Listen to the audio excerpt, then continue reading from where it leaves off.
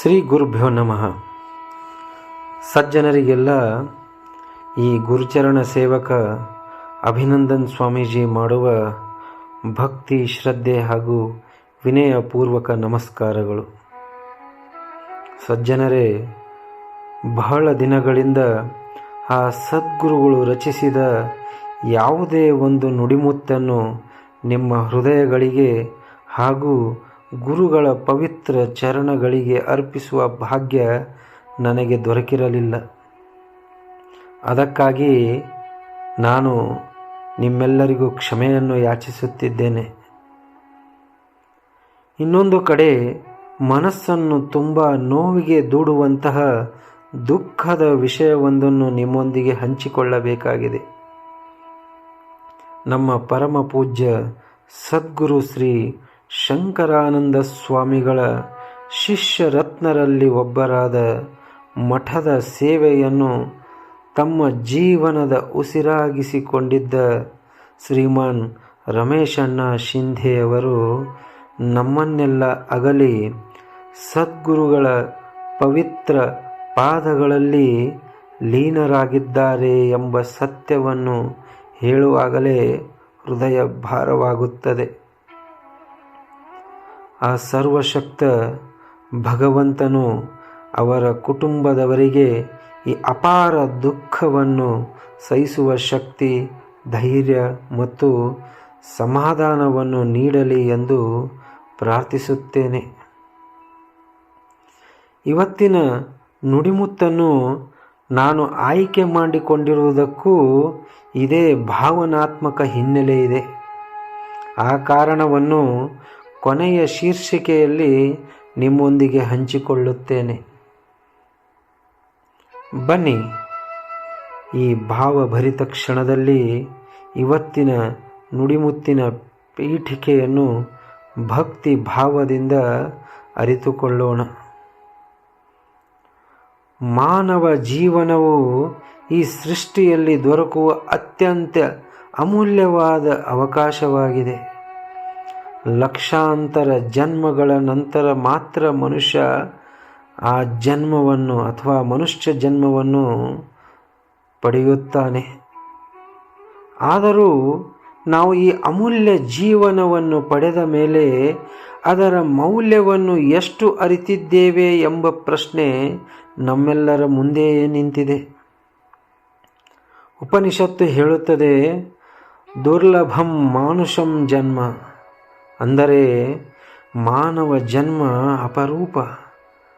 ಆದರೆ ಅಪರೂಪವೆಂದು ತಿಳಿದು ಬದುಕುವುದಕ್ಕೂ ಅಪರೂಪವೆಂದು ಹೇಳುವುದಕ್ಕೂ ಸಾಕಷ್ಟು ವ್ಯತ್ಯಾಸವಿದೆ.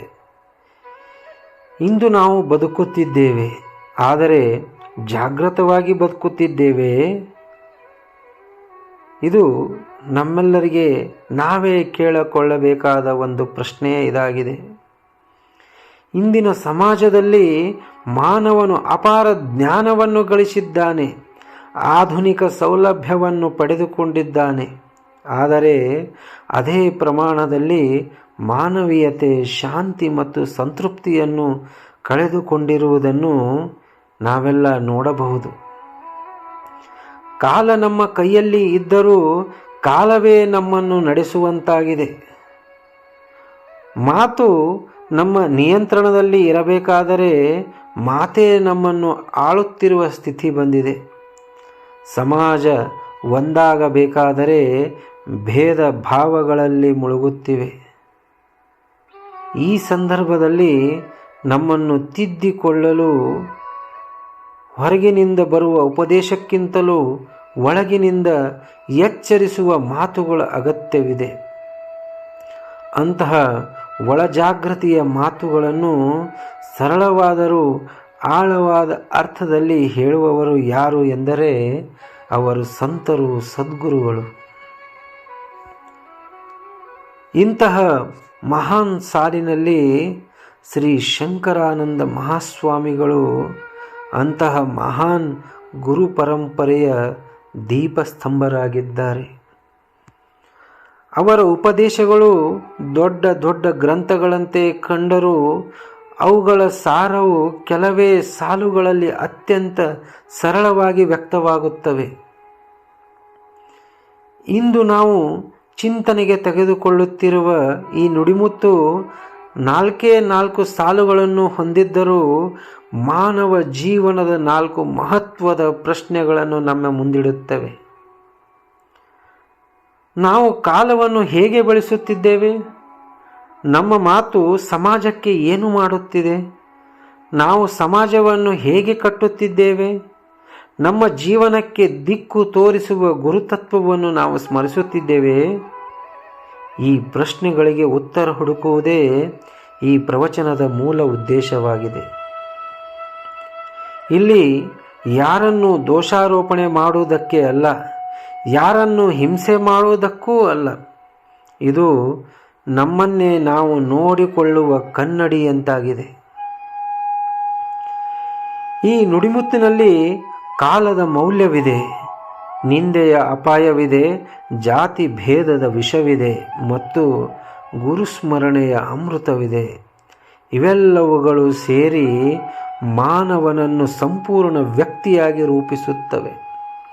ಆದುದರಿಂದ ಇಂದು ಈ ಪ್ರವಚನವನ್ನು ಕೇಳುವಾಗ ಇದು ಯಾರಿಗೆ ಹೇಳುತ್ತಿದ್ದಾರೆ ಎಂಬ ಪ್ರಶ್ನೆಗಿಂತ ಇದು ನನ್ನ ಜೀವನಕ್ಕೆ ಏನು ಹೇಳುತ್ತಿದೆ ಎಂಬ ಪ್ರಶ್ನೆಯನ್ನು ಪ್ರತಿಯೊಬ್ಬರೂ ತಮ್ಮೊಳಗೆ ಕೇಳಿಕೊಳ್ಳಬೇಕು. ಈ ಮನಸ್ಥಿತಿಯೊಂದಿಗೆ ನಾವು ಈಗ ಆ ಸದ್ಗುರು ಶಂಕರಾನಂದ ಮಹಾಸ್ವಾಮಿಗಳು ರಚಿಸಿದಂತಹ ಆ ನುಡಿಮುತ್ತನ್ನು ಶಾಸ್ತ್ರ, ನೀತಿ ಮತ್ತು ಅನುಭವಗಳ ಬೆಳಕಿನಲ್ಲಿ ಆಳವಾಗಿ ವಿಚಾರಿಸೋಣ. ಬನ್ನಿ, ಹಾಗಿದ್ದರೆ ಅವರು ರಚಿಸಿದಂತಹ ಆ ಪೂರ್ಣವಾದ ನುಡಿಮುತ್ತನ್ನು ಕೇಳೋಣ. ವ್ಯರ್ಥವಾಗಿ ಸಮಯವನ್ನು ಹಾಳು ಮಾಡಬೇಡ. ವ್ಯರ್ಥವಾಗಿ ಸಮಯವನ್ನು ಹಾಳು ಮಾಡಬೇಡ. ಕುಳಿತಲ್ಲೇ ಕುಳಿತು ಪರರನ್ನು ನಿಂದಿಸಬೇಡ. ಕುಳಿತಲ್ಲೇ ಕುಳಿತು ಪರರನ್ನು ನಿಂದಿಸಬೇಡ. ಜಾತಿ ಪಂಗಡ ಕಟ್ಟಿ ಸಮಾಜಕ್ಕೆ ಹೊರೆಯಾಗಬೇಡ. ಜಾತಿ ಪಂಗಡ ಕಟ್ಟಿ ಸಮಾಜಕ್ಕೆ ಹೊರೆಯಾಗಬೇಡ. ಶ್ರೀ ಸಿದ್ಧಶಂಕರ ನಮ್ಮವನೆಂಬುದು ಎಂದೂ ನೀ ಮರೆಯಬೇಡ. ಶ್ರೀ ಸಿದ್ಧಶಂಕರ ನಮ್ಮವನೆಂಬುದು ಎಂದೂ ನೀ ಮರೆಯಬೇಡ. ಎಂತಹ ಸುಂದರವಾದ ನುಡಿಮುತ್ತನ್ನು ಆ ಸದ್ಗುರು ಶಂಕರಾನಂದ ಸ್ವಾಮಿಗಳು ರಚಿಸಿದ್ದಾರೆ. ಬನ್ನಿ, ಅವರು ರಚಿಸಿದ ಆ ನುಡಿಮುತ್ತನ್ನು ಒಂದು ಸಾಲಾಗಿ ಆಳವಾಗಿ ವಿಚಾರಿಸೋಣ. ವ್ಯರ್ಥವಾಗಿ ಸಮಯವನ್ನು ಹಾಳು ಮಾಡಬೇಡ. ಭಕ್ತರೇ, ನಮ್ಮ ಬಳಿ ಇರುವ ಅತಿ ದೊಡ್ಡ ಸಂಪತ್ತು ಏನು ಗೊತ್ತೇ? ಹಣವೆಂದು ತಿಳಿದುಕೊಂಡರೆ ಅದು ಹಣವಲ್ಲ. ಹುದ್ದೆ ಅಥವಾ ಅಧಿಕಾರ ಎಂದು ತಿಳಿದುಕೊಂಡರೆ ಅದು ಸಹ ಅಲ್ಲ. ಆಸ್ತಿ ಎಂದು ತಿಳಿದುಕೊಂಡರೆ ಆಸ್ತಿಯೂ ಅಲ್ಲ. ಹಾಗಿದ್ದರೆ ನಮ್ಮ ಬಳಿ ಇರುವ ದೊಡ್ಡ ಸಂಪತ್ತು ಯಾವುದೆಂದರೆ ಅದು ಕಾಲ ಅಥವಾ ಸಮಯ. ಒಂದು ದಿನ ಹೋದರೆ ಮತ್ತೆ ಯಾವ ವೈದ್ಯನೂ ಅದನ್ನು ತಂದು ಕೊಡಲಾರ.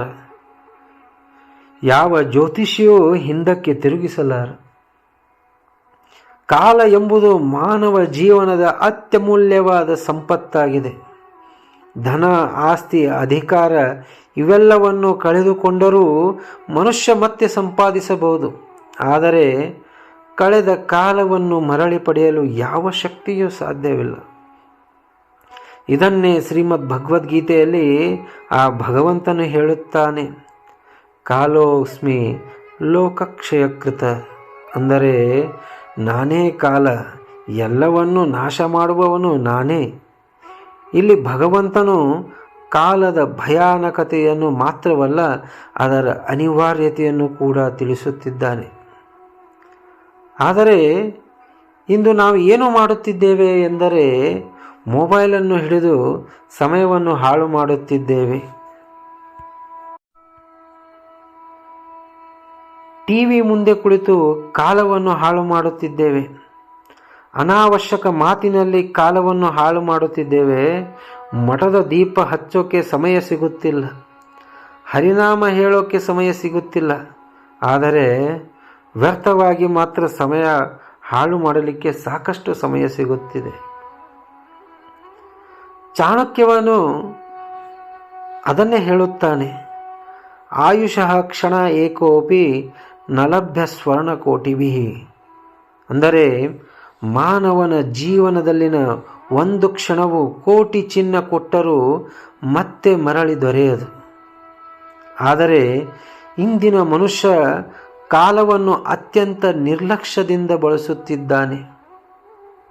ಅಗತ್ಯವಿಲ್ಲದ ಮಾತು, ವ್ಯರ್ಥವಾದ ಚರ್ಚೆ, ಅಸೂಯೆ, ಅಹಂಕಾರ, ಸೋಮಾರಿತನ ಇವೆಲ್ಲದರಲ್ಲಿಯೇ ಅಮೂಲ್ಯವಾದ ಕಾಲವನ್ನು ಹಾಳು ಮಾಡುತ್ತಿದ್ದಾನೆ. ಈ ನುಡಿಮುತ್ತಿನ ಮೊದಲ ಸಾಲು ಮಾನವನನ್ನು ನಿದ್ರೆಯಿಂದ ಎಬ್ಬಿಸುವ ಶಂಖನಾದದಂತಿದೆ. ಜೀವನವನ್ನು ಕಾಲಹರಣಕ್ಕೆ ಅಲ್ಲ, ಸಾಧನೆಗೆ ಬಳಸಬೇಕು ಎಂಬುದೇ ಇದರ ಮೊದಲನೆಯ ಸಾಲಿನ ಅರ್ಥವಾಗಿದೆ. ಎರಡನೆಯ ಸಾಲು, ಕುಳಿತಲ್ಲೇ ಕುಳಿತು ಪರರನ್ನು ನಿಂದಿಸಬೇಡ. ಮಾನವ ಸಮಾಜವನ್ನು ಒಳಗಿನಿಂದ ಕೊಳೆಯುವಂತಹ ಮಾಡುವ ಅತಿ ದೊಡ್ಡ ದೋಷಗಳಲ್ಲಿ ಒಂದು, ಅದು ಯಾವುದೆಂದರೆ ಅದು ನಿಂದೆ. ನಿಂದೆ ಮಾಡುವವನು ತನ್ನ ಜೀವನದ ಜವಾಬ್ದಾರಿಯಿಂದ ತಪ್ಪಿಸಿಕೊಳ್ಳುತ್ತಿದ್ದಾನೆ. ತಾನು ಏನೂ ಮಾಡದೆ ಮತ್ತೊಬ್ಬರ ತಪ್ಪು ಹುಡುಕುವುದನ್ನೇ ಸಾಧನೆ ಎಂದು ಭಾವಿಸುತ್ತಾನೆ. ವಿದುರ ನೀತಿಯಲ್ಲಿ ಪರನಿಂದ ಪರಾಪೇಕ್ಷ ಆತ್ಮನಾಶಾಯ ಕಾರಣಂ ಎಂದು ಹೇಳುತ್ತಾನೆ. ಅಂದರೆ ಪರರನ್ನು ನಿಂದಿಸುವವನು ತನ್ನ ಆತ್ಮವನ್ನೇ ನಾಶ ಮಾಡಿಕೊಳ್ಳುತ್ತಾನೆ. ಭಗವದ್ಗೀತೆಯಲ್ಲಿ ಮಾನವನಿಗೆ ತನ್ನ ಕರ್ತವ್ಯದ ಮೇಲೆ ಗಮನ ಹರಿಸಲು ಹೇಳುತ್ತದೆ. ಸ್ವಕರ್ಮಣ ತಮರ್ಭ್ಯರ್ಚ ಸಿದ್ಧಿಂ ವಿಂದತಿ ಮಾನವ ಎಂದು. ತನ್ನ ಕರ್ತವ್ಯವನ್ನು ಪ್ರಾಮಾಣಿಕವಾಗಿ ಮಾಡಿದವನು ಸಿದ್ಧಿಯನ್ನು ಹೊಂದುತ್ತಾನೆ. ಅದೇ ಕಾರಣಕ್ಕೆ ಶ್ರೀ ಶಂಕರಾನಂದ ಮಹಾಸ್ವಾಮಿಗಳು ಕುಳಿತಲ್ಲೇ ಕುಳಿತು ಪರರನ್ನು ನಿಂದಿಸಬೇಡ ಎಂದು ಸ್ಪಷ್ಟವಾಗಿ ಹೇಳಿದ್ದಾರೆ. ಇದು ಮೌನದ ಮಹತ್ವವನ್ನು, ಸೇವೆಯ ಶ್ರೇಷ್ಠತೆಯನ್ನು ಸೂಚಿಸುವ ಈ ಸಾಲಿನ ತಾತ್ಪರ್ಯವಾಗಿದೆ. ಜಾತಿ ಪಂಗಡ ಕಟ್ಟಿ ಸಮಾಜಕ್ಕೆ ಹೊರೆಯಾಗಬೇಡ. ಎಂತಹ ಅದ್ಭುತ ಸಾಲನ್ನು ಬರೆದಿದ್ದಾರೆ. ಮಾನವ ಇತಿಹಾಸದಲ್ಲಿ ಸಮಾಜವನ್ನು ಅತಿಯಾಗಿ ವಿಭಜಿಸಿದ ಅಂಶವೆಂದರೆ ಅದು ಜಾತಿ. ಅಂದರೆ ಶಾಸ್ತ್ರಗಳು ಎಂದಿಗೂ ಜಾತಿಯನ್ನು ಆತ್ಮದ ಅಳತೆಯಾಗಿ ಒಪ್ಪಿಕೊಂಡಿಲ್ಲ. ಉಪನಿಷತ್ತುಗಳು ಸಹ ಅಯಮಾತ್ಮ ಬ್ರಹ್ಮ ಎಂದು ಘೋಷಿಸುತ್ತವೆ. ಅಂದರೆ ಇಲ್ಲಿ ಆತ್ಮನೇ ಬ್ರಹ್ಮ ಎಂದರ್ಥ. ಅಲ್ಲಿ ಜಾತಿ ವರ್ಣ ವರ್ಗಗಳೆಲ್ಲವೂ ಕರಗಿ ಹೋಗುತ್ತವೆ. ಭಗವದ್ಗೀತೆ ಪಂಡಿತಃ ಸಮದರ್ಶಿನಃ ಎಂದು ಹೇಳುತ್ತದೆ. ಜ್ಞಾನಿಗಳು ಎಲ್ಲರಲ್ಲೂ ಒಂದೇ ಆತ್ಮವನ್ನು ಕಾಣುತ್ತಾರೆ. ವಿದುರನು ಸಹ ಅದನ್ನೇ ಹೇಳಿದ್ದಾನೆ, ನ ಜಾತ್ಯ ಬ್ರಾಹ್ಮಣೋ ಭವೇತ್ ಎಂದು. ಹುಟ್ಟಿನಿಂದಲ್ಲ, ಗುಣದಿಂದ ಮಾನವ ದೊಡ್ಡವನಾಗುತ್ತಾನೆ. ಜಾತಿ ಪಂಗಡಗಳನ್ನು ಕಟ್ಟಿಕೊಂಡು ಒಬ್ಬರ ವಿರುದ್ಧ ಒಬ್ಬರು ನಿಲ್ಲುವುದು ಧರ್ಮವಲ್ಲ. ಅಂಥ ನಡವಳಿಕೆ ಸಮಾಜಕ್ಕೆ ಉಪಕಾರ ಮಾಡುವುದಿಲ್ಲ, ಮೇಲಾಗಿ ಅದು ಹೊರೆಯಾಗುತ್ತದೆ. ಈ ಸಾಲು ಮಾನವನಿಗೆ ಮಾನವೀಯತೆಯ ಪಾಠವನ್ನು ಕಲಿಸುತ್ತದೆ. ನಾಲ್ಕನೆಯ ಸಾಲು, ಶ್ರೀ ಸಿದ್ಧಶಂಕರ ನಮ್ಮವನೆಂಬುದು ಎಂದು ನೀ ಮರೆಯಬೇಡ. ಈ ನುಡಿಮುತ್ತಿನ ಹೃದಯವೇ ಈ ಸಾಲಾಗಿದೆ. ಇದು ಗುರು ತತ್ವದ ಮಹತ್ವವನ್ನು ಸೂಚಿಸುತ್ತದೆ. ಗುರು ಎಂದರೆ ಕೇವಲ ಉಪದೇಶ ಮಾಡುವವನು ಅಲ್ಲ. ಗುರು ಎಂದರೆ ಯಾರೋ ದೂರದಲ್ಲಿರುವವನೂ ಅಲ್ಲ. ಅವನು ನಮ್ಮೊಳಗಿನ ದೀಪ. ಶ್ರೀ ಸಿದ್ಧಶಂಕರ ನಮ್ಮವನು ಎಂದರೆ ನಮ್ಮ ದುಃಖದಲ್ಲೂ ಇರುವವನು, ನಮ್ಮ ತಪ್ಪನ್ನು ತಿದ್ದುವವನು, ನಮ್ಮ ಅಹಂಕಾರವನ್ನು ಕರಗಿಸುವವನು, ನಮ್ಮ ಜ್ಞಾನಕ್ಕೆ ಅಥವಾ ನಮ್ಮ ಮನಕ್ಕೆ ಜ್ಞಾನದ ದೀಪ ಹಚ್ಚುವವನು, ನಮ್ಮ ಬದುಕಿಗೆ ಆಧಾರವಾಗುವವನು. ಶ್ರೀ ಸಿದ್ಧಶಂಕರ ನಮ್ಮವನು ಎನ್ನುವ ಭಾವನೆ ಭಕ್ತನಲ್ಲಿ ಭದ್ರತೆ, ಶ್ರದ್ಧೆ ಮತ್ತು ಸ್ಥಿರತೆಯನ್ನು ಹುಟ್ಟಿಸುತ್ತದೆ. ಗುರುಸ್ಮರಣೆ ಇಲ್ಲದ ಭಕ್ತಿ ಅಂಧ, ಗುರುಕೃಪೆ ಇಲ್ಲದ ಜ್ಞಾನ ಅಹಂಕಾರ. ಗುರುವಿನ ನೆನಪು ಜೀವನದ ಪ್ರತಿ ಕ್ಷಣದಲ್ಲಿ ನಮ್ಮನ್ನು ತಪ್ಪು ದಾರಿಯಿಂದ ತಿರುಗಿಸುತ್ತದೆ, ಒಳ್ಳೆಯ ಮಾರ್ಗದತ್ತ ಕರೆದುಕೊಂಡು ಹೋಗುತ್ತದೆ. ಕೊನೆಯ ಶೀರ್ಷಿಕೆಯಲ್ಲಿ ಉಳಿದಿದ್ದ ಒಂದು ಮಹತ್ವದ ವಿಷಯವನ್ನು ಈ ಕ್ಷಣದಲ್ಲಿ ನಿಮ್ಮ ಮುಂದೆ ಹಂಚಿಕೊಳ್ಳುತ್ತಿದ್ದೇನೆ. ಈ ನುಡಿಮುತ್ತನ್ನು ಇಂದು ಆಯ್ಕೆ ಮಾಡಿಕೊಂಡಿರುವುದಕ್ಕೆ ಒಂದು ಆಳವಾದ ಕಾರಣವಿದೆ ಎಂಬುದನ್ನು ಈ ಕ್ಷಣದಲ್ಲಿ ನಿಮಗೆ ಹೇಳುತ್ತಿದ್ದೇನೆ. ಶ್ರೀ ರಮೇಶಣ್ಣ ಶಿಂಧೆಯವರು ತಮ್ಮ ಜೀವನ ಪೂರ್ಣ ಅವಧಿಯಲ್ಲಿ ಸದ್ಗುರುಗಳು ಉಪದೇಶಿಸಿದ ನುಡಿಮುತ್ತನ್ನು ಕೇವಲ ವಾಚ್ಯವಾಗಿ ಅಲ್ಲ, ತಮ್ಮ ಬದುಕಿನ ಪ್ರತಿದಿನವೂ ಆಚರಣೆಯಾಗಿ ರೂಪಿಸಿಕೊಂಡ ಮಹಾನ್ ಶಿಷ್ಯರತ್ನರಲ್ಲಿ ಒಬ್ಬರಾಗಿದ್ದರು. ಮಠಕ್ಕೆ ಅವರು ಯಾವ ಸಮಯದಲ್ಲಿ ಬಂದರೂ ನಾನು ಇಲ್ಲಿಗೆ ಏಕೆ ಬಂದಿದ್ದೇನೆ ಎಂಬ ಪ್ರಶ್ನೆಗೆ ಉತ್ತರವಾಗಿ ಈ ಕ್ಷಣದಲ್ಲಿ ನನ್ನಿಂದ ಮಠಕ್ಕೆ ಯಾವ ಸೇವೆಯಾಗಬಹುದು ಎಂಬುದನ್ನೇ ಮೊದಲಾಗಿ ಮನಸ್ಸಿನಲ್ಲಿ ಇಟ್ಟುಕೊಳ್ಳುತ್ತಿದ್ದರು.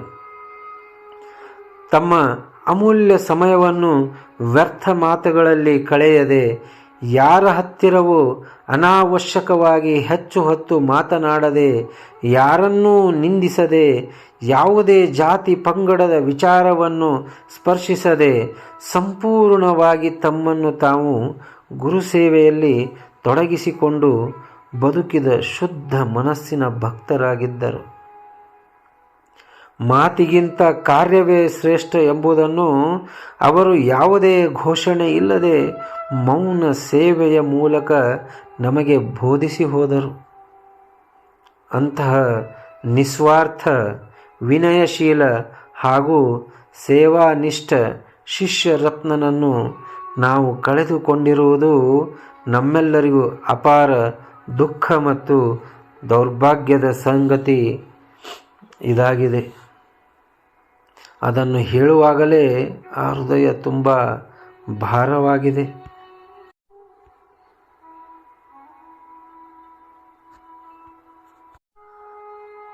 ಆದರೂ ಅವರು ಗುರುಗಳ ಪಾದಗಳಲ್ಲಿ ಅರ್ಪಿಸಿದ ಸೇವೆ, ಮಠದ ಮೇಲಿನ ಅಚಲ ನಿಷ್ಠೆ ಮತ್ತು ಸದ್ಗುರು ವಾಕ್ಯದ ಮೇಲಿನ ಅಪಾರ ನಂಬಿಕೆ ಇವೆಲ್ಲವುಗಳು ಶ್ರೀಮಠದ ಇತಿಹಾಸದಲ್ಲಿ ಸದಾಕಾಲ ಜೀವಂತವಾಗಿ ಉಳಿಯುತ್ತವೆ ಎಂಬುದರಲ್ಲಿ ಯಾವುದೇ ಸಂದೇಹವಿಲ್ಲ. ಶ್ರೀ ರಮೇಶಣ್ಣ ಶಿಂಧೆಯವರು ಇಂದು ದೇಹ ರೂಪದಲ್ಲಿ ನಮ್ಮ ನಡುವೆ ಇಲ್ಲದಿದ್ದರೂ ಅವರ ಸೇವಾಮಯ ಜೀವನವೇ ಮುಂದಿನ ಪೀಳಿಗೆಗೆ ದಾರಿದೀಪವಾಗಿದ್ದು, ಗುರುಭಕ್ತ ಹೇಗಿರಬೇಕು ಎಂಬುದಕ್ಕೆ ಜೀವಂತ ಮಾದರಿಯಾಗಿ ಸದಾ ನಿಲ್ಲುತ್ತದೆ. ಅಂತಹ ಶಿಷ್ಯರತ್ನನನ್ನು ಪಡೆದಿದ್ದೇ ಈ ಶ್ರೀಮಠದ ಪುಣ್ಯವಾಗಿದೆ. ಅಂತಹ ಶಿಷ್ಯರತ್ನರನ್ನು ಕಳೆದುಕೊಂಡಿರುವುದೇ ನಮ್ಮೆಲ್ಲರ ದೌರ್ಭಾಗ್ಯವಾಗಿದೆ. ಆದರೂ ಅವರು ಬಿಟ್ಟು ಹೋದ ಸೇವೆಯ ಸುಗಂಧ, ಭಕ್ತಿಯ ಬೆಳಕು, ವಿನಯದ ಪಾಠ ಇವೆಲ್ಲವೂ ನಮ್ಮೊಳಗೆ ಸದಾಕಾಲ ಉಳಿಯಲಿ ಎಂಬುದೇ ಅವರಿಗೆ ನಾವು ಸಲ್ಲಿಸುವ ನಿಜವಾದ ಶ್ರದ್ಧಾಂಜಲಿಯಾಗಿದೆ.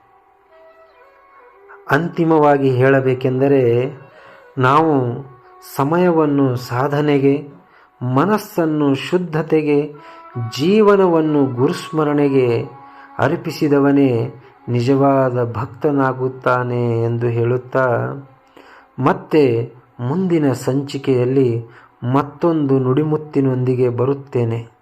ಅಲ್ಲಿಯವರೆಗೆ ಸದ್ಗುರು ಶ್ರೀ ಶಂಕರಾನಂದ ಸ್ವಾಮಿಗಳ ಆಶೀರ್ವಾದ ಸದಾ ನಿಮ್ಮ ಮೇಲೆ ಇರಲಿ ಎಂದು ಹೇಳುತ್ತಾ ಇವತ್ತಿನ ದಿನಕ್ಕೆ ವಿದಾಯ ಹೇಳುತ್ತೇನೆ. ಸಿದ್ಧಾಂತವಧೂತ ಚಿಂತನ ಶ್ರೀ ಗುರುದೇವ ದತ್ತ. ಸದ್ಗುರು ಶ್ರೀ ಶಂಕರಾನಂದ ಸ್ವಾಮಿ ಮಹಾರಾಜ ಕಿ ಜೈ.